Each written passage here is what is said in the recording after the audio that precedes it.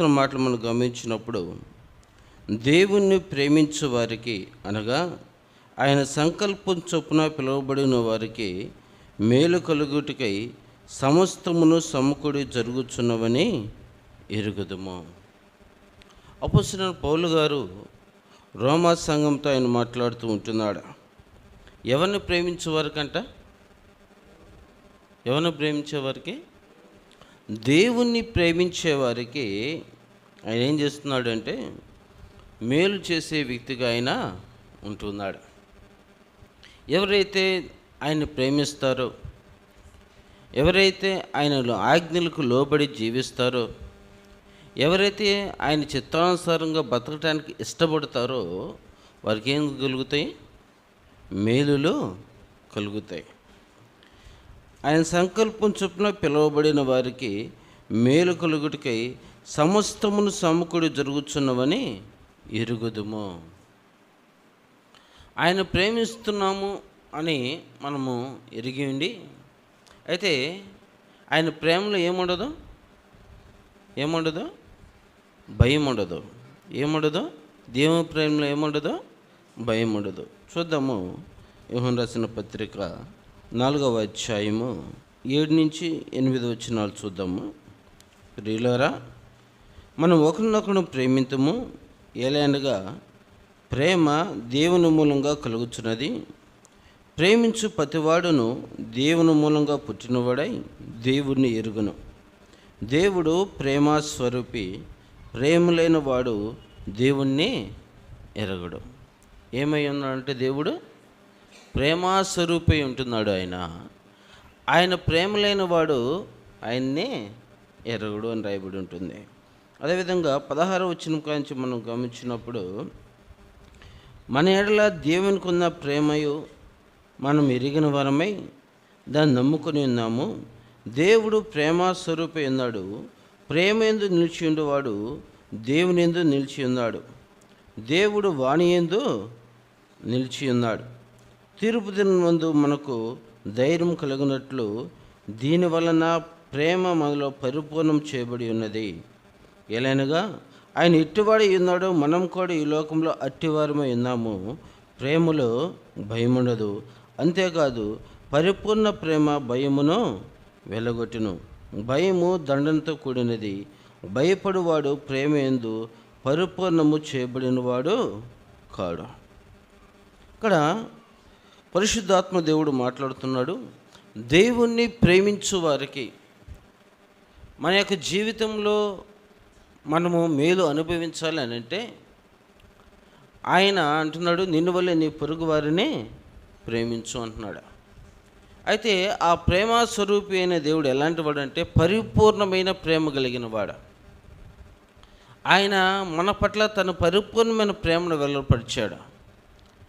నశించిన దానిని వెదకి రక్షించుటకు మనుష్య కుమారుడు ఈ లోకమునకు వచ్చాడు. ఆయన మనల్ని ఎంతగా ప్రేమించాడు అని అంటే, మనము నరకానికి పాత్రలమై ఉండవలసిన వారమై మనం ఉండగా, ఆ నరకములో పడిపోకుండా మనం చేసిన అపరాధముల నిమిత్తము, మనం చేసిన దోషముల నిమిత్తము, మనం తలంచిన పాపపు తలంపుల నిమిత్తము మనకు మారుగా ఆయన ఏం చేయబడ్డాడు? బలిగా చేయబడ్డాడు. ఆయన మనల్ని ఎంతగా ప్రేమించాడంటే, మనం చేసిన దోషములన్నిటిని కూడా తాను ఏం చేస్తున్నాడు? తన మీద వేసుకుంటూ ఉంటున్నాడు. ఆయన ప్రేమలో ఏం లేదంటే భయం లేదు. ఆయన ప్రేమ పరిపూర్ణమైన ప్రేమ, స్వార్థం లేనిది ఆయన యొక్క ప్రేమ.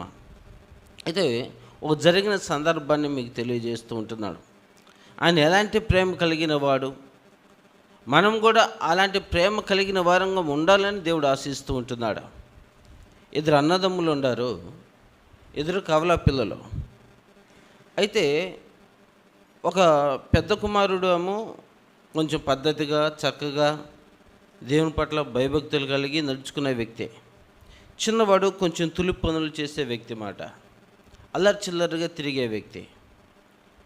అయితే ఈ అల్లరి చిల్లరగా తిరిగే వ్యక్తి బయట గొడవలతోనూ నిత్యము ఏదో ఒక గొడవలతో ఇంటికి రావటము చేస్తూ ఉండేవాడు. 2 అన్నదమ్ములు, పోలిక ఒకటే. ఎవరిని చూసినా ఎవరు పెద్దోడు ఎవరు చిన్నోడు అని కనిపెడతామో కష్టము. ఓ దినాన చిన్నవాడు గొడవ పెట్టుకున్నాడు, బయట వేరే వాళ్ళతో గొడవ పెట్టుకున్నాడు. ఆ గొడవ అయిపోయిన తర్వాత ఆ మాట పెరిగి పెద్దది అయిపోయింది గొడవ. చిన్నవాడు కొడతంతో ఆ పెద్ద ఒక అవతల వ్యక్తి చనిపోయాడు. ఏం చేయబడ్డాడు? చనిపోయాడు. ఆ చనిపోయిన తర్వాత చిన్నవాడికి భయం వేసింది. భయం వేసి ఏం చేయాలో అర్థం కాక పరిగెత్తుకుంటే ఇంటికి వచ్చేసాడంట. ఏం చేయబడ్డాడు? ఇంటికి వచ్చాడు. ఆ తెలిసిన ఇతను గొడవ జరిగింది, వ్యక్తి చనిపోయాడని తెలిసినప్పుడు వెంటనే పోలీసులు వాళ్ళు కూడా ఆ వ్యక్తిని పట్టుకోవటానికి వస్తూ ఉన్నారని తెలిసిందే. ఇంటికి వచ్చేళ్ళకి అన్న ఉన్నాడు ఇంటికాడ. తన ఒంటి మీద ఏమున్నాయి అంటే రక్తం మరకలు అన్నీ కూడా ఉన్నాయి. ఏమైంది అని అడిగితే ఇట్లా గొడవ జరిగిందన్న, ఏం చేయాలో అర్థం కాలేదు, ఆ మాట పెరిగి అతను కొట్టడం అనేది జరిగింది, అతను చనిపోయాడు అని చెప్పాడు.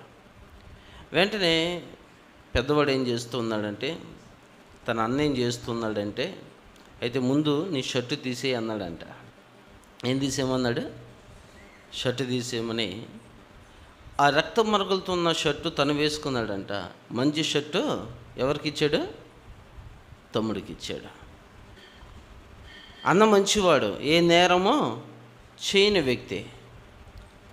ఈ తమ్ముడు నేరం చేసిన వ్యక్తి, రక్తం మరకలతో ఉన్న వ్యక్తి తన ఇంటికి వచ్చాడు. అన్న వెంటనే తన యొక్క షర్టు తనకిచ్చి తమ్ముడి షర్టు తను వేసుకున్నాడు. తను పట్టుకోవటానికి పోలీసులు వాళ్ళు వచ్చారు. వచ్చినప్పుడు ఇప్పుడు ఎవరు నేరం చేసినట్లుగా కానొస్తున్నారు? అక్కడ ఎవరు నేరం చేసినట్లుగా కానొస్తున్నాడు? అన్న ఒంటి మీద ఏముండే? రక్తపు మరకలు. నేరం చేసినట్లుగా రుజువులు అనేవి కానొస్తూ ఉంటున్నాయి. అసలు నేరం చేసిన వ్యక్తి ఎలా ఉన్నాడు? ఏమి తెలియని అమాయకుడిగా పక్కన నిలబడ్డాడు. పోలీసులు వచ్చి ఆ రక్తం మరకలున్న వ్యక్తిని ఏం చేశారు? తీసుకొని వెళ్ళిపోయాడు. ఇక్కడ అన్న తమ్ముడు పట్ల ఎలాంటి ప్రేమ చూపించాడు? ఎలాంటి త్యాగాన్ని చూపించాడు? ఎవరు కూడా చేయలేరు. నువ్వు తప్పు చేసావు కాబట్టి నువ్వేమి అనుభవించాలి? శిక్షను అనుభవించాలి. తమ్ముడి యొక్క శిక్షను ఎవరు అనుభవిస్తానికి సిద్ధపడ్డారు?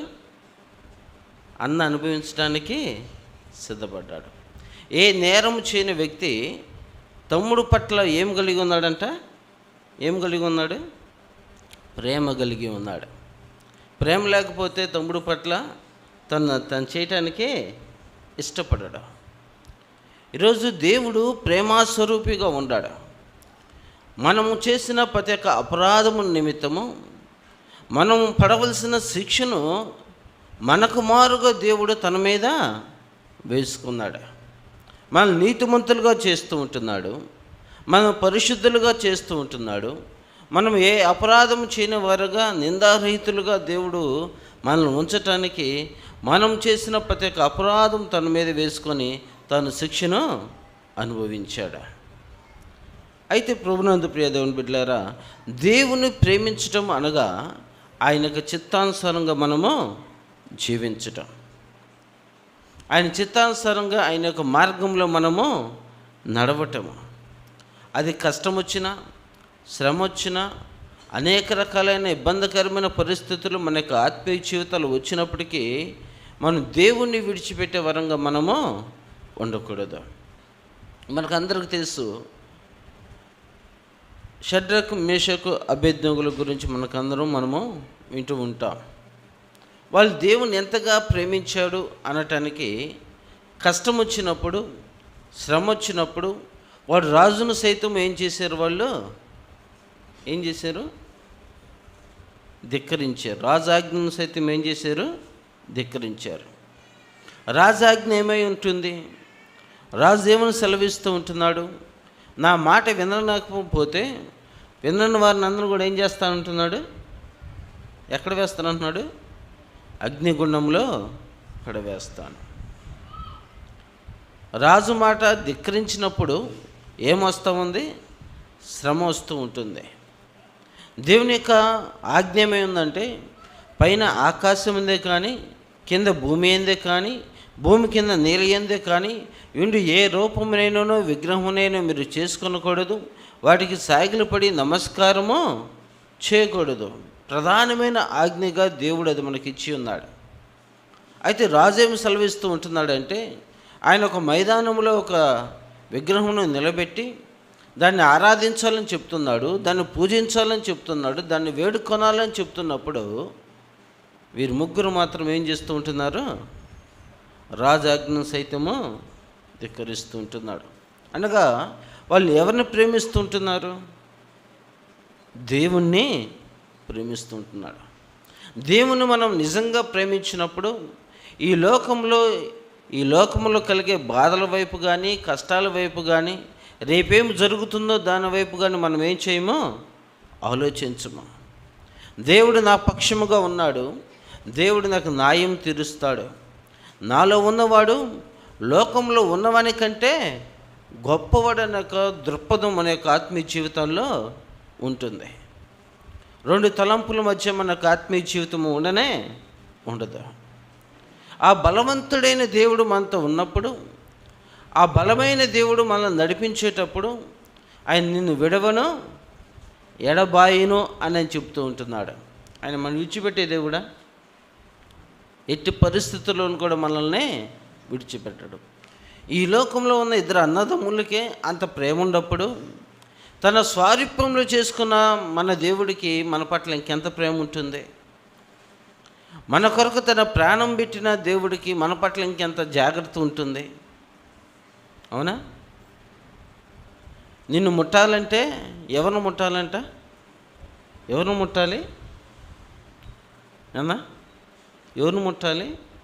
ఆయన కనుగుడ్డును ముట్టాలంట. ఎవరిని? దేవుని ప్రేమించే బిడ్డలను ముట్టాలంటే ఎవరిని ముట్టాలి? ఆయన కనుగుడ్డును ముట్టాలి. అంత ధైర్యం ఉంటుందా? దేవుని యొక్క కాపుదల ఎంతగా తన బిడ్డల పట్ల ఉంటుందో దేవుడు ఆ మాట తెలివిస్తూ ఉంటున్నాడు.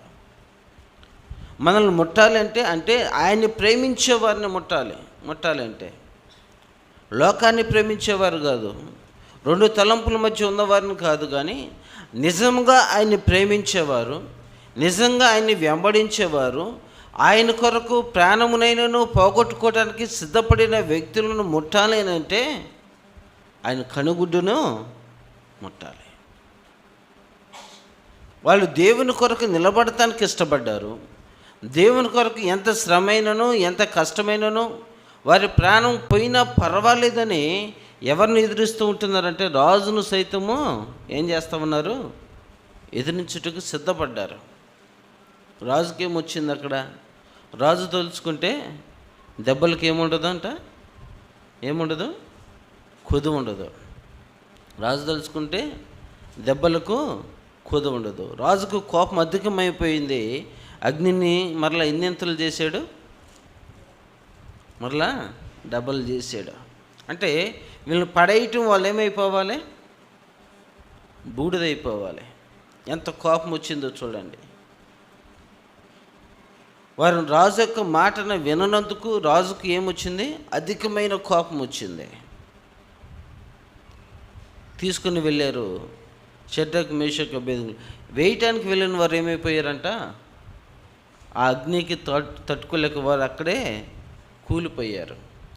కానీ వేయబడిన వారు ఎలా ఉండారు? లోన తిరుగుతూ ఉండారంట. చూడండి, దేవుని యొక్క కాపుదల, దేవుని ప్రేమించే వారికి, ఆయన సంకల్పం చొప్పున పిలువబడిన వారికి ఏం కలుగుతుంది? అక్కడ ఆ శ్రమల్లో ఏం కలుగుతుంది? మేలు కలుగుతూ ఉంటుంది. వారి ద్వారా ఆ సమాజము, ఆ దేశము, ఆ చుట్టుపక్కల నేటి వరకు కూడా వారి యొక్క సాక్ష్యం ఎలా ఉందంటే, వీళ్ళు దేవుని కొరకు నిలబడ్డారు కాబట్టి దేవుడు వీరి పట్ల గొప్ప కార్యము చేశాడు అని గొప్ప సాక్ష్యాన్ని వారు ఏం చేస్తూ ఉన్నారు? పొందుకుంటూ ఉంటున్నారు. మరొక వాక్యాన్ని మనం చూద్దాము. ఆదికాండము 50వ అధ్యాయము 20వ వచనం. మీరు నాకు కీడు చేయని ఉద్దేశించిరి, కానీ నేటి దినమున జరుగుతున్నట్లు అనగా బహు ప్రజలను బతికించినట్లుగా అది మేలుకే దేవుడు ఉద్దేశించెను. కాబట్టి భయపడకుడి, నేను మిమ్మును మీ పిల్లలను పోషించదనని చెప్పి వారిని ఆదరించి వారితో ప్రీతిగా మాట్లాడాను. ఇది ఎవరి గురించి తెలియజేస్తూ ఉంటున్నాడంటే యోసేపును గురించి దేవుడు ఇక్కడ మాట్లాడుతూ ఉంటున్నాడు. యోసేపు తన అన్నదమ్ముల గురించి ఇక్కడ మాట్లాడుతూ ఉంటున్నాడు. యోసేపు యొక్క అన్నదమ్ములు యోసేపుని ఏం చేశారు? ప్రేమించారా? యోసేపును ప్రేమించారా? ప్రేమించలా. ఏం చేశారు? శ్రమలకు గురి చేశారు. తన అన్నలకు ఆహారం తీసుకెళ్ళిన తమ్ముడిని ఏం చేస్తూ ఉన్నారు? వాళ్ళు కొట్టి ఎక్కడ వేస్తూ ఉన్నారు? గోతిలో పడవేస్తూ ఉన్నారు. చంపాలనుకున్నారు. వాళ్ళ యొక్క తండ్రి అతను ఎక్కువగా ప్రేమిస్తున్నాడని తన తమ్ముడి మీద ఏం పెంచుకున్నారంట? ఏం పెంచుకున్నారు? ద్వేషాన్ని పెంచుకున్నారు, కోపాన్ని పెంచుకున్నారు, అసూయను పెంచుకున్నారు. ఎవరి మీద? తమ్ముడి మీద. ఆహారం తీసుకున్న తమ్ముడిని ఏం చేయాలనుకున్నారు? చంపివేయాలనుకున్నారు. అందులో ఒక అన్న, వద్దురా చంపేయొద్దు, ఎందుకు మరలా ఇబ్బంది, కాబట్టి తనని ఏం చేద్దామంటే అమ్మేద్దాం అనుకున్నారు. ఒక గుంటలో పడవేశారు. అక్కడ కేకలు వేస్తూ ఉన్నాడు. ఆ గుంటలోంచి తీసివేసి ఏం చేస్తూ ఉన్నారు? డబ్బులకు అమ్మి వేశారు. అయితే అతను ఎక్కడికి పోయాడు? ఐగుప్తునకు వెళ్ళాడు. ఒక బానిసగా వెళ్ళాడు.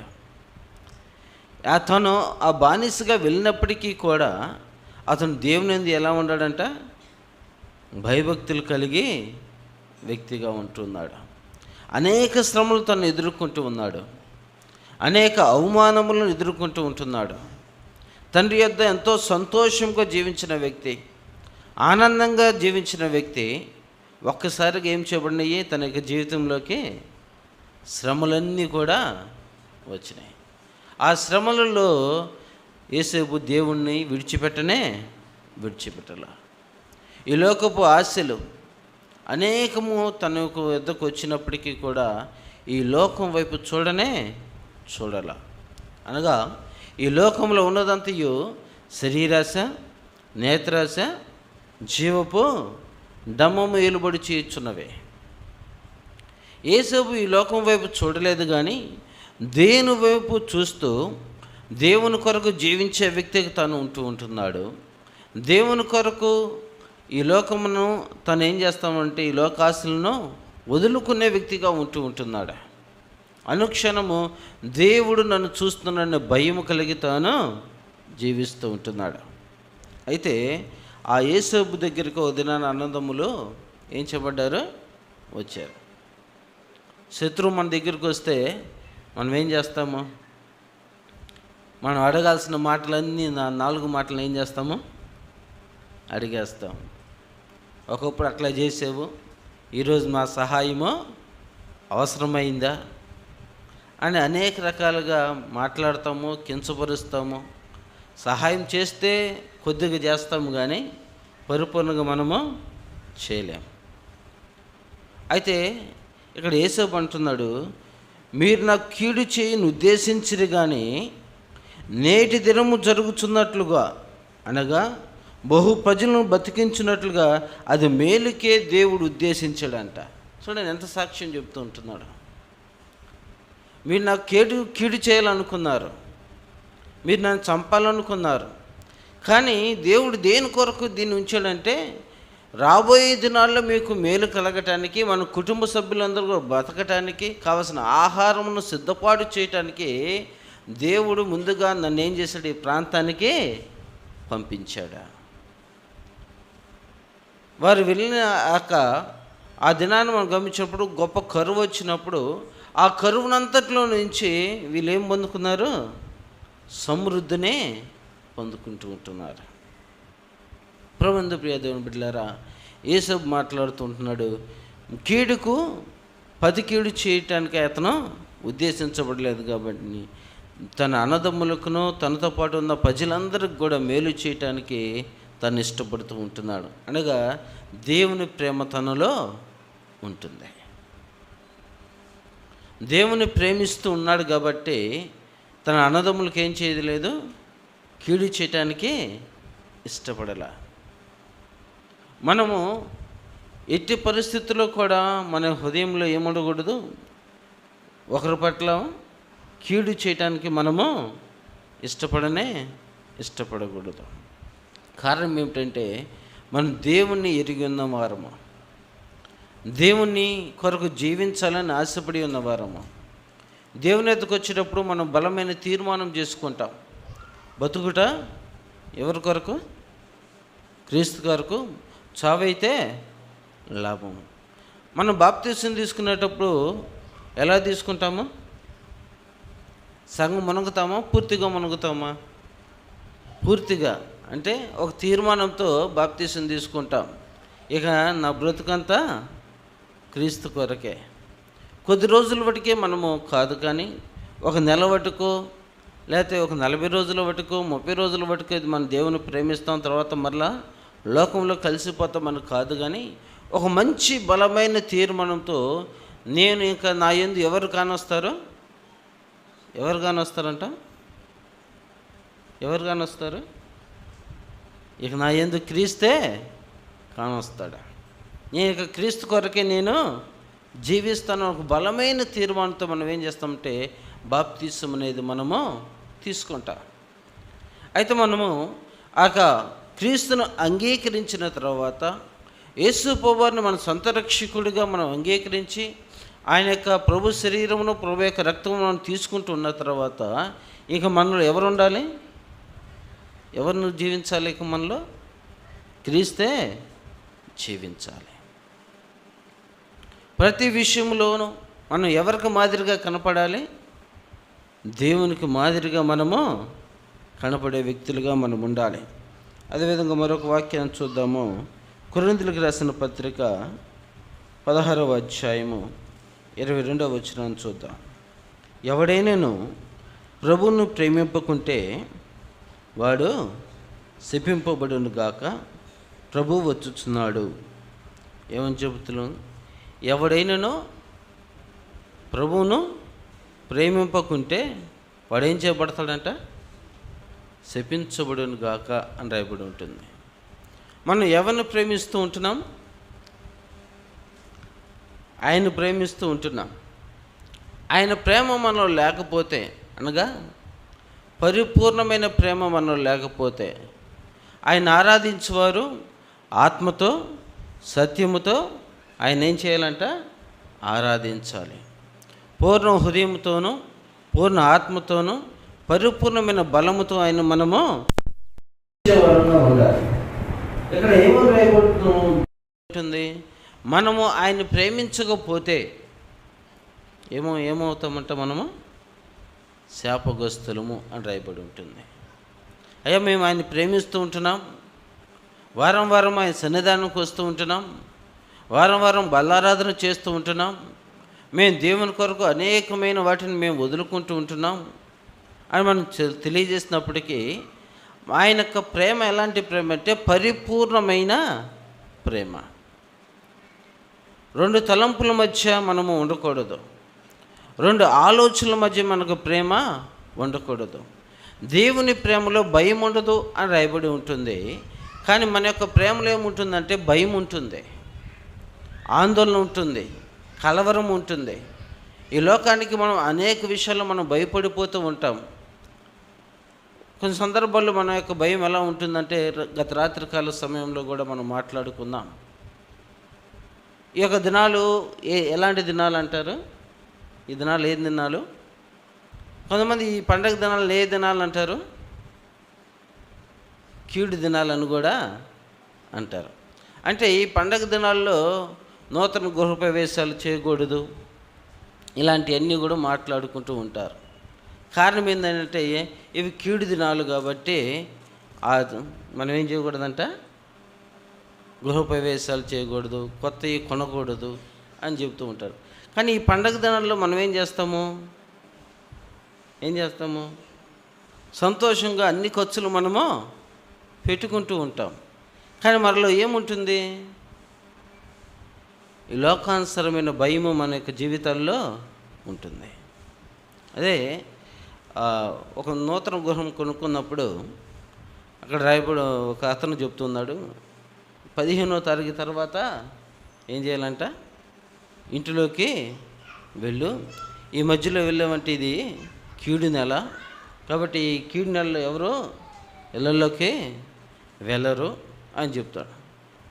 క్రైస్తవులే, దేవుని ఎరిగిన ప్రజలే, దేవుని యొక్క సన్నిధానానికి వస్తున్న వారే ఈ లోక సంబంధమైన ఆచారాలు వ్యవహారాలను బట్టి ఏం చేస్తూ ఉంటారు? భయపడిపోతూ ఉంటారు. వాటికి ఏం చేస్తుంటే తావిస్తూ ఉంటారు మన హృదయంలో. దేవుని ప్రేమ ఎలాంటిదంట? భయం ఉండదు. ఈ సమస్తమును సృష్టించినవాడు ఆయన. సమస్తమును సృష్టించి ఇది మంచిది అని చెప్తున్నాడు ఆయన. ఆయన ఏదైనా చెడ్డదని చెప్పాడా? ఆకాశము సృష్టించినప్పుడు అది మంచిదన్నాడు, భూమిని సృష్టించినప్పుడు అది మంచిదంటున్నాడు. సమస్తమును ఆయన మన కొరకు సిద్ధపరిచి అన్నింటినీ ఆయన ఏర్పాటు చేశాడు. అవన్నీ కూడా మంచిదని చెప్తూ ఉన్నప్పుడు ఈ మంచి దానిలో నుంచి మనము ఏం చేస్తున్నాము? కీడును ఉద్దేశిస్తూ ఉంటున్నాం, భయపడిపోతూ ఉంటున్నాం, ఆందోళన చెందిపోతూ ఉంటున్నాం. మనుషుల యొక్క మాటలకు మనం విలువనిస్తున్నాము, కానీ దేవుని యొక్క మాటకు మనం ఏం చేయట్లేదు? విలువననేది ఇవ్వటం లేదు. నిజంగా మనం దేవుని ప్రేమించేవారమైతే మనం కాలాలు, వర్జాలు, గడియలు ఇవి మనం చూడకూడదు. వాటి వైపు ఆలోచన కూడా మనకు రాకూడదు. ఆయన మనల్ని ఎంతగా ప్రేమించాడంటే నీ కొరకు తన ప్రాణం పెట్టేంతగా మనల్ని ప్రేమించాడు. మన యొక్క ప్రేమలో ఎలా ఉంటుందంటే భయము, ఆందోళన ఉంటుంది. ఆయన నిన్ను ముట్టాలంటే నా కనుగుడ్డును ముట్టాలయ్యా అని చెప్తూ ఉంటే మనం ఏం చేస్తామంటే ఈ లోకానికి ఎక్కువగా తావిచ్చి ఈ లోకాన్ని మనం ప్రేమిస్తూ ఉంటాం. అందుకే ఓ దినాన ఏలియా తన ప్రజలతో మాట్లాడుతూ ఉంటాడు. మీరు ఎన్నాళ్ళ మట్టుకు 2 తలంపుల మధ్య ఏం చేస్తూ ఉన్నారు? నలుగొచ్చు ఉన్నారు. యెహోవా దేవుడైతే ఆయన్ని ప్రేమించండి, బయలు దేవుడైతే ఆయన్ను ప్రేమించండి. 2 తలంపుల మధ్య మనం ఉండకూడదు. 2 ఆలోచనల మధ్య మనకు ఆత్మీయ జీవితము ఉండకూడదు. ఉంటే వెచ్చంగా ఉండండి, లేకపోతే చల్లంగా ఉండండి. నునివెచ్చని యొక్క స్థితి అనేది మన ఆత్మీయ జీవితాలకు పనికిరాదు. దేవుని ప్రేమించే వారంగా ఉండాలంటే దేవుని కొరకు ఎంత శ్రమైనను అనుభవించడానికి మనం ఇష్టపడే వ్యక్తులుగా మనం ఉండాలి. ఏబు యొక్క జీవితాన్ని మనం చూస్తూ ఉంటాం. ఏబు దేవుని యందు భయభక్తి కలిగిన వ్యక్తిగా ఉంటూ ఉన్నాడు. గొప్ప సాక్ష్యాన్ని ఏబు కలిగి ఉన్నాడు. ఆ ఊజు దేశంలోని ఏబు వంటి యొక్క మనుషుడు మరొకడు లేడంట. అలాంటి భయభక్తులు కలిగిన వ్యక్తి యొక్క జీవితంలో ఒక గొప్ప శోధన వచ్చింది, శ్రమ వచ్చింది, ఇబ్బందులు ఎదురైనాయి. తన బిడ్డలను, కుమారులను సమస్తమైన ఆస్తిని తాను పోగొట్టుకున్నాడు. భార్య వచ్చి మాట్లాడుతుంటుంది, ఎంతకాలము ఇంత ప్రార్థన చేసావు, ఎంతో భయభక్తులు కలిగి ఉండావు, నీకు ఎలాంటి శ్రమ వచ్చింది, నీ ఒంటి మీద రోగం వచ్చింది, కురుపులు వస్తూ ఉంటున్నాయి, ఇంకా దేవుడు అని అనే బదులు దూషించి చనిపోకూడదా అనే ఒక ఉచితమైన సలహా ఇస్తూ ఉంది. తన స్నేహితులు మాట్లాడుతున్న ఏదో తప్పు చేసి ఉంటామని తన స్నేహితులు మాట్లాడుతూ ఉంటున్నాడు. మనకు శ్రమ వచ్చినప్పుడు, కష్టం వచ్చినప్పుడు మనల్ని ధైర్యపరిచేది ఎవరంటే మన యొక్క దేవుడు ఒక్కడే. ఆయన అంటున్నాడు, శ్రమల్లో నేను విడిచిపెట్టను అంటున్నాడు. నీకు ఎల్లప్పుడూ నీకు తోడుగా ఉంటాను అంటున్నాడు. ఇమ్మానుయేలు దేవుడుగా ఉంటున్నాడు ఆయన. ఆయన అంటున్నాడు, నేను మీకు స్నేహితునిగా ఉంటున్నాను అని అంటున్నాడు. తనతో పాటు వచ్చిన స్నేహితులు ఏం చేస్తున్నట్టు, నువ్వేదో పొరపాటు చేసావు అని మాట్లాడుతూ ఉంటున్నాడు. దేవుడు ఏబు ద్వారా గొప్ప మేలు చేయటానికి, దేవుడు ఏబును ఉద్దేశించి ఆయన మహిమను అనేక ప్రజల ఎదుట గణపరచటానికి ఒక చిన్న శోధన వస్తూ ఉంటుంది. ఆ శోధనలో ఏమేం చేయబడ్డాడు? ధైర్యంగా నిలిచిన వ్యక్తిగా తను ఉంటూ ఉన్నాడు. దేవుని విడిచిపెట్టిన వ్యక్తిగా లేడు, కానీ దేవుని అంకెను అట్టిపెట్టుకున్న వ్యక్తిగా తాను ఉంటూ ఉన్నాడు. తద్వారా గొప్ప మేలును తాను అనుభవిస్తూ ఉంటున్నాడు. ఇక్కడ కూడా మనం గమనించినప్పుడు మనము ఆ యొక్క శ్రమల్లో దేవుని వైపు మనం నిలబడితే దేవుడు మనల్ని గొప్పగా ఆశీర్వదిస్తాడు. అదేవిధంగా ఏలియా అంటున్నాడు, 2 తలంపుల మధ్య మీరు ఉండకూడదు. ఆయన దేవుడైతే ఆయన్నే ప్రేమించండి, లేకపోతే ఆయన విడిచిపెట్టేయండి. 2 ఆలోచనలు మీకు ఉండకూడదు అని చెప్తున్నప్పుడు వాళ్ళు ఏం చేస్తూ ఉన్నారంట? దేవుని ప్రజలు ఎలా ఉండారు? 2 ఆలోచనల మధ్య ఉంటున్నారు. సగం భక్తి, సగము లోకానికి ఇచ్చే వ్యక్తులుగా ఉంటూ ఉన్నారు. అలా అయితే మన దేవుని ప్రేమలో మనలో ఉన్నట్ట? నిజంగా మన దేవుని వెంబడిస్తున్న వ్యక్తులుగా మనం ఉన్నట్ల? ఎదుటి వ్యక్తికి కీడు చేయాలనే ఆలోచన మనలో వచ్చిందంటే, ఎదుటి వ్యక్తి పట్ల మన కోపాన్ని మన హృదయంలో పెట్టుకున్నట్లయితే, ఎదుటి వ్యక్తి యొక్క పట్ల అసూయ ద్వేషాన్ని మనం పెట్టుకున్నట్లయితే దేవుని ప్రేమ మనలో ఉన్నట్ట? ఒక వ్యక్తిని కించపరిచే విధంగా మనం మాట్లాడినట్లయితే దేవుని ప్రేమ మనలో ఉన్నట్ట? లేనే లేదు. మనం దేవుని ప్రేమించేవారు మనం అయితే ఆయన వలె మనం జీవించాలి. ఆయన ప్రేమలో భయం ఉండదు. ఆయన ఎలాంటి వ్యక్తి అంటే ఖండించి బుద్ధి చెప్పి మంచి మార్గంలో నడిపించడానికి ఆయన ఏం చేస్తాడు? మాట్లాడతాడు.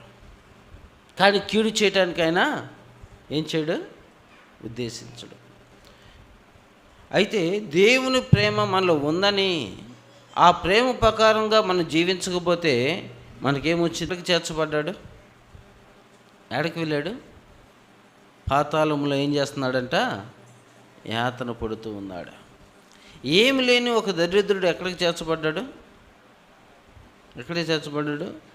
అబ్రహాము రొమ్మున ఆనుకొని ఉన్నాడు. కాబట్టి ప్రియ దేవుని బిడ్డలారా, నేను ముగిస్తూ ఉంటున్నాను. అయితే దేవుడు ఈ దినాన మనతో మాట్లాడుతున్నాడు. మనం ఏమి కలిగి ఉండాలంటే దేవుని ప్రేమ కలిగి ఉన్న వారంగా మనము ఉండాలి. ఆ దేవుని ప్రేమ ఏం చేస్తుందంటే మనల్ని క్షమించే వ్యక్తులుగా మారుస్తూ ఉంటుంది. ఏం చేసే వ్యక్తులుగా మారుస్తుంది? క్షమించే వ్యక్తులుగా మారుస్తుంది. తన తమ్ముడు తప్పు చేసినప్పుడు, తన తమ్ముడు నేరం చేసినప్పుడు, తన తమ్ముడికి బదులుగా అన్యాయం చేస్తున్నాడంటే తమ్ముడిని క్షమించి తమ్ముని యొక్క నేరాన్ని అన్న వేసుకుంటూ ఉంటున్నాడు. అన్న వేసుకున్న శిక్షను అనుభవిస్తూ ఉంటున్నాడు. ఇద్దరైనా జైలు దగ్గరికి తమ్ముడు వెళ్ళాడు. అన్నా, నేనంటే ఎందుకన్నా నీకు అంత ప్రేమ? నా బదులుగా నువ్వెందుకు శిక్షను అనుభవిస్తున్నావు అని అంటే, అయ్యా నీ తప్పులు ఎక్కడైనా నువ్వేం చేయాలి? ఒప్పుకొని విడిచిపెట్టి యేసు ప్రభువుని అంగీకరించి నడువు అని చెప్తున్నాడంట. మనం ఏం చేయాలి? తన పాపమును తను ఒప్పుకొని విడిచిపెట్టిన వాడు ఏం చేస్తాడంట?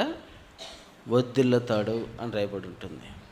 పశ్చాత్తాప హృదయం కలిగి మనము ఈ లోకంలో ఉన్న మనం చేసిన ప్రతి ఒక్క అవిధేయతను, అతిక్రమములన్నిటిని కూడా మనం ఏం చేయాలి?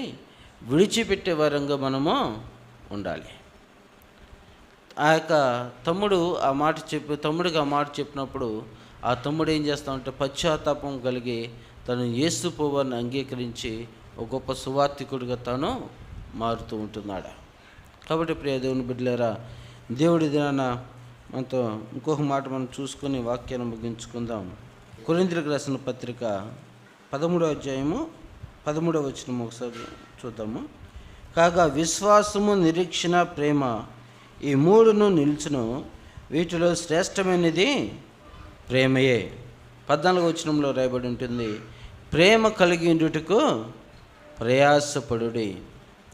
ఏం కలిగి ఉండటానికి ప్రయాసపడాలంటే మనము ప్రేమ కలిగి ఉండటం. ఏం ప్రేమ అది? ఈ లోక సంబంధమైన ప్రేమ కాదు, ధన సంబంధమైన ప్రేమ అంతకంటే కాదు. కొంతమందికి ప్రాంతాలను బట్టి ప్రేమ ఉంటుంది, అవునా? కొంతమందికి ఎలాంటి ప్రేమ ఉంటుంది?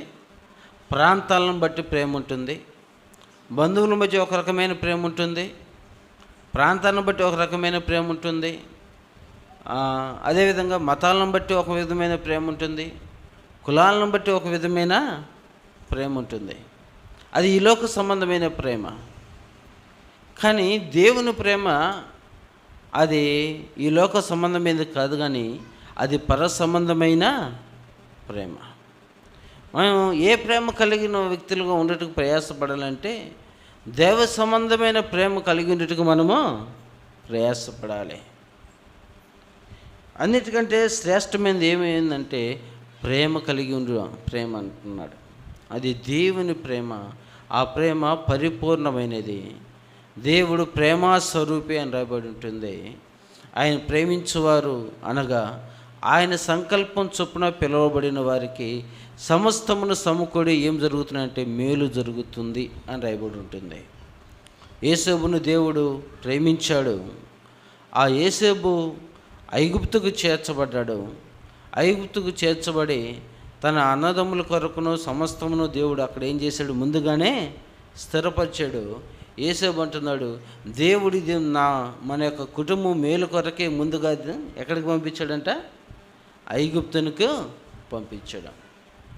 తన అన్నదమ్ముల పట్ల కీడు చేయడానికి ఉద్దేశించలేదు. అలాంటి ప్రేమ కలిగిన వారంగా మనము ఉండాలి.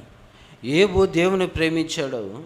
ప్రేమించిన ఆ యొక్క ఏబు పట్ల సాతాను ఒక దినాన మాట్లాడుతూ ఉంటుంది, నా సేవకుడైన ఏబును నువ్వు చూసావా అంటే, నువ్వు ఏబుని చుట్టూ ఏం వేసావంట, కంచి వేసావు. ఒకసారి కంచి తీయి, అది నిజమైన ప్రేమ అబద్ధమని నేను తేల్చేస్తాను అంటున్నాడు. ఎవరు?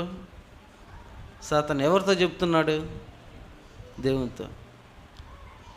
మన యొక్క విశ్వాసాన్ని బట్టి దేవుని దగ్గరికి వెళ్ళి దేవుడు నిన్ను గురించి దాని గురించి మాట్లాడగలిగినంత విశ్వాసం మనలో ఉంటుందా? ఉంటుందా?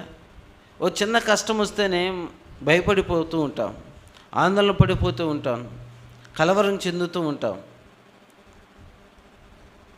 అయితే ఇక సాతానుతో ఎవరు మాట్లాడుతున్నాడంటే, నా సేవకుడైన ఏబు సంగతులు ఆలోచించావా అంటే ఆ అపవాది అంటుంది, నువ్వు ఏబుని చుట్టూ కంచి వేసావు కదా, తీసివేయి, అసలు అది నిజమైన ప్రేమ కాదు నేను తేల్చేస్తాను అని చెప్తూ ఉంటే తీసేస్తా ఉందట కంచె. అయితే దేవుని ప్రేమ ఎంత మాత్రం కూడా ఏబులో ఏం చెప్పలేదు, తగ్గలేదు. అలాంటి ప్రేమ, స్థిరమైన ప్రేమ, బలమైన ప్రేమ దేవుడి పట్ల మనకు ఉండాలి. ఎప్పుడే ఆ ప్రేమ ఉంటుందంటే మనం ఆయన్ని పరిపూర్ణంగా అంగీకరించి ఆయన వల్లే జీవించడానికి ఇష్టపడినప్పుడు, ఆయన ఉన్నవాడు అనువాడని మనం పరిపూర్ణంగా ఆయనని నమ్మినప్పుడే ఆ ప్రేమ మనలో ఉంటుంది.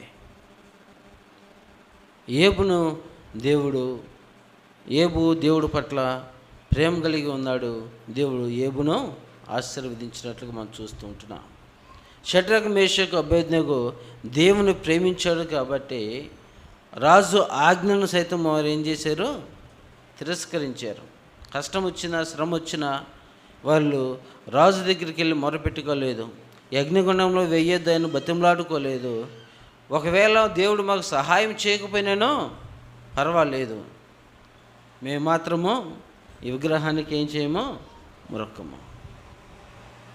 దేవుని యొక్క సహాయం రాకపోయినా కూడా పర్వాలేదు అంటున్నారు.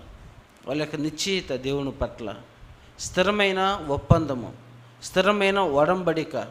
రక్షించబడిన దినాల్లో ఎలాంటి ఒడంబడిక కలిగి మనం ఆత్మీయ జీవితాన్ని ప్రారంభిస్తామో అది అంతము వరకు అది ఎలా ఉండాలి, కదల్చబడినదిగా ఉండాలి. ఎలాంటి ఒడంబడికతో ఇక నేను నా యందు క్రీస్తే కానొస్తాడు అని మనం ఎలాంటి ఆత్మీయ జీవితం బలమైన తీర్మానం కలిగి మనం ఉంటామో అది మనం చనిపోయేంత వరకు అలాంటి తీర్మానమే కలిగిన వ్యక్తులుగా మనం ఉండాలి. ఇది ప్రారంభించుట చాలా తేలిగ్గానే, అంతము ఎలా ఉంటుందంట, బహు భయంకరంగా ఉంటుంది. ఆరంభించిన దినాల్లో ఆత్మీయ జీవితం చాలా గొప్పగా ఉంటుంది. వేకువజామున లేస్తాము, ప్రార్థన చేసుకుంటాము, లేదా ప్రార్థనకు సమయానుకూలంగా మనము వచ్చి వేస్తూ ఉంటాము. ఆత్మీయ జీవితము పెరిగే కొలది, సీనియారిటీ వచ్చే కొలది దేవుని సముఖానికి ఏం చేస్తూ ఉంటాము? దూరం అయిపోతూ ఉంటాం. అదేమంటే ఏం చెప్తాం? విశ్వాసంలో మేము చాలా సీనియర్లు అని చెప్తూ ఉంటాం, కానీ దేవునికి ఎంతో దూరం అయిపోతూ ఉంటాం. మనుషుల మధ్య సీనియారిటీ అవసరం లేదు, కానీ దేవుని ఎదుట మన యొక్క భక్తిని బట్టి దేవుడే మన గురించి సాక్ష్యము చెప్పే విధంగా ఉండాలి. కాబట్టి ప్రభువునందు ప్రియ దేవుని బిడ్డలారా, మనం ప్రేమ కలిగి ఉండటకు ప్రయాసపడాలనగా, దేవుని ప్రేమ కలిగి ఉండటకు మనం చూచిన వారు ఈమె వలె నేను కూడా దేవుని యొక్క సముఖానికి వెళ్ళాలి. మనం చూచి మన ప్రవర్తన చూచిన వారు వీని వల్ల నేను కూడా నెమ్మదస్తుడిగా ఉండాలి, వీరి వల్ల నేను తొందరపడి మాట్లాడుకోగలిగిన వ్యక్తిగా ఉండకూడదు అని మనం చూసి ఒక్కొక్క మన యొక్క ప్రవర్తన చూసి, మనకు ఆలోచన విధానం చూసి, మన నడవడికను చూసి అనేక మంది మార్చబడి దేవుని యొక్క సముఖానికి వచ్చేవారుగా ఉండాలి. కానీ మనల్ని చూచి, మన ప్రవర్తన చూచి వీరు దేవుని సముఖానికి వెళ్తున్నారు, కానీ వీళ్ళని ఎంత మాత్రము దేవుడు కానరాట్లేదని అనేక మందిని దేవుని యొక్క సన్నిధానంకు దూరం చేసే విధంగా మన యొక్క ప్రవర్తన ఉండకూడదు. మనలో ఎవరు పలకరించినా, ఎవరు మనల్ని మాట్లాడినా కూడా మనలో ఏం కనపడాలంటే దేవుని ప్రేమ మనలో కనపడాలి. ప్రయాసపడి భారం మోసుకొంచున్న సమస్త జనులారా, నా యొద్దకు రండి, నేను మీకు విశ్రాంతిని కలుగు చేస్తాను. వీళ్ళు వెంబడిస్తున్న దేవుడు శక్తి కలిగిన వాడు, వీళ్ళు వెంబడిస్తున్న దేవుడు ప్రేమ కలిగిన వాడు, వీళ్ళు వెంబడిస్తున్న దేవుడు క్షమించగలిగిన వాడు, వీళ్ళు వెంబడిస్తున్న దేవుడు ఆశ్చర్యకార్యములు అద్భుతములను చేయగలిగిన వాడు. వీళ్ళని వెంబడించే దేవుని నేను కూడా వెంబడించాలి. ఇంతకుముందు ఇతని జీవితము చాలా దౌర్భాగ్యమైన జీవితము, ఇంతకుముందు ఇతని జీవితము ఈ లోక సంబంధమైన జీవితము, కానీ యేసు ప్రభువును అంగీకరించిన తర్వాత ఇతని జీవితం ఎంతగానో మార్చబడింది అని మనల్ని చూసి అనేక మంది రక్షణ మార్గంలోకి వచ్చే విధంగా మనకు ఆత్మీయ జీవితాలు ఉండాలి. కీడుకు ప్రతి కీడు మనం చేయటానికి దేవుడు మనల్ని ప్రేమించాల. ఆయన అంటున్నాడు, ఒక సందర్భంలో యేసు ప్రభువారిని పక్కన సైనికుడు కొడుతూ ఉంటే, నిన్ను కొట్టిన వారు ఎవరో చెప్పు అంటున్నాడంట. యేసు ప్రభువుని పట్టుకోవడానికి వెళ్ళినప్పుడు ఆయన పేతురు ఏం చేస్తూ ఉన్నాడు? కత్తి తీస్తూ ఉంటున్నాడు. ఆయన యేసు ప్రభువు అంటున్నాడు, నేను ఒక మాట చెప్తే ఆయన పక్షంగా ఎవరు వస్తారంట? దేవుని దూతలు వచ్చి ఏం చేస్తాయి? యుద్ధం చేస్తాయి. బలం ఉంది. ఆయన ఒక్క మాట చెప్తే ఏమైద్ది? దేవుని దూతలే వచ్చి యుద్ధం చేస్తాయి. కానీ ఆయన ఏం చెప్పలేదు, మౌనంగా వహించాడు. మనకు బలం ఉంది కదా అని, మనము ఈ లోకంలో అన్ని విధాల శక్తిమంతులం కదా అని మన ఎదుటి వ్యక్తి పట్ల మనం ఏం చేయకూడదు? పగ తీర్చుకున్నట్టు నీ వంతు కాదు. పగ తీర్చుట ఆయన పని. మనం చేయవలసిన పని ఏమిటంటే క్షమించే పని. ఆయన మనల్ని క్షమించాడు కాబట్టి మనం బతికి ఉన్నాం. ఆయన మనల్ని క్షమించాడు కాబట్టి మనం ఈరోజు సజీవులుగా మనము జీవిస్తున్నాం. ఆయన మనల్ని క్షమించాడు కాబట్టే మనం ఆయన సముఖంలో సంతోషంగా మన యొక్క జీవితాల్లో మనము కొనసాగిస్తూ ఉంటున్నాం. కాబట్టి మనము ఎదుటి వ్యక్తిని నిన్ను వలె నీ పొరుగువారిని ప్రేమించడం అనగా, నువ్వు దేవుని ఏ విధంగా అయితే నీ హృదయంలో పెట్టుకొని ఆయన వల్లే నువ్వు జీవిస్తూ ఉంటున్నావో, నీవు దేవుని ప్రేమిస్తే నీ ఎదుటి వ్యక్తిని కూడా నువ్వు క్షమించగలుగుతావు, ప్రేమించగలుగుతావు, నువ్వు వారిని కూడా దేవుని సముఖానికి నీవు నడిపించగలుగుతావు. కాబట్టి ప్రియ దేవుని బిడ్డలారా, మనం దేవుని ప్రేమ కలిగి ఉండటానికి ఇష్టపడాలి. ఈ లోక సంబంధమైన ప్రేమ అది చివరికి నేను నరకానికి పాతాళానికి తీసుకువెళ్తుంది. కానీ మనం దేవుని ప్రేమించేవారుగా దరిద్రమైనప్పటికీ కూడా మనం చివరికి ఎక్కడికి చేర్చబడతామంటే దేవుని యొక్క రాజ్యానికి మనము చేర్చబడతాం. అటుకుపో పరిశుద్ధాత్మ దేవుడు మనకందరికీ కలుగుజేయుగాక. ఆమేన్. ప్రార్థన చేసుకుందాం. ఒకసారి జ్ఞాపకం చేసుకుందాం. ఎలాంటి ప్రేమ కలిగి ఉంటున్నాం మనము? స్థిరమైన ప్రేమ కలిగిన వారంగా ఉంటున్నామా? కష్టం వచ్చినప్పుడు తొలగిపోయే వారముగాను, లోకం తట్టు చూచేవారముగాను మనం ఉంటున్నామా? యోబు స్థిరమైన ప్రేమ కలిగిన వ్యక్తిగా ఉంటున్నాడా? షడ్రకు, మేషకు, అబేద్నెగోలు స్థిరమైన ప్రేమ కలిగిన వారుగా ఉంటున్నారు. యోసేపు స్థిరమైన దేవుని పట్ల ప్రేమ కలిగి దేవుని యొక్క సారూప్యాన్ని చూపిస్తూ ఉంటున్నాడు. ఈరోజు నువ్వు దేవుని నిజంగా ప్రేమించినట్లయితే మన పట్ల దేవుని సారూప్యం కనపడాలి. మన ఆలోచన విధానము, మన యొక్క నడవడిక, మన తలంపులు సమస్తమును క్రీస్తును పోలేనివిగా మనం ఉండాలని దేవుడు ఆశిస్తూ ఉంటున్నాడు. మహాగణుడా, మహోన్నతుడా, సర్వాధికారి అనే దేవా, నీకు వందనాలయ్యా. ఇంక ఈ దినములు మీరు మాతో మాట్లాడారు. మేము నీ ప్రేమ కలిగి ఉండాలని మీరు మాకు తెలియజేస్తూ ఉంటున్నారు. బంధుప్రీతి కలిగిన ప్రేమ కాదయ్యా దేవా, ఏ సంబంధం లేని నిజమైన క్రీస్తు ప్రేమ కలిగిన వ్యక్తులుగా మేము ఉండుటకు కృప దయచేయండి. చేరువచ్చిన బిడ్డను దీవించండి, ఆశీర్వదించండి. మీరు మమ్మల్ని నడిపించిన విధానాన్ని బట్టి ప్రభా మరొకసారి నీకు వందనాలు, కృతజ్ఞతలయ్యా. రాబో దినాల్లో తండ్రి ప్రభా నీ కృప చేత మీరు మమ్మల్ని బలపరచండి. ముందున్న కార్యము సమస్తము నీకే, నీ చేతులకు అప్పగిస్తూ సమస్తం నీకే మహిమ, ఘనత, ప్రభావం ఆరోపించుకోమని యేసుక్రీస్తు నామములో ప్రార్థించి అడిగి పొందుకొని ఉంటున్నాము తండ్రి. ఆమేన్. అందరికీ వందనాలు.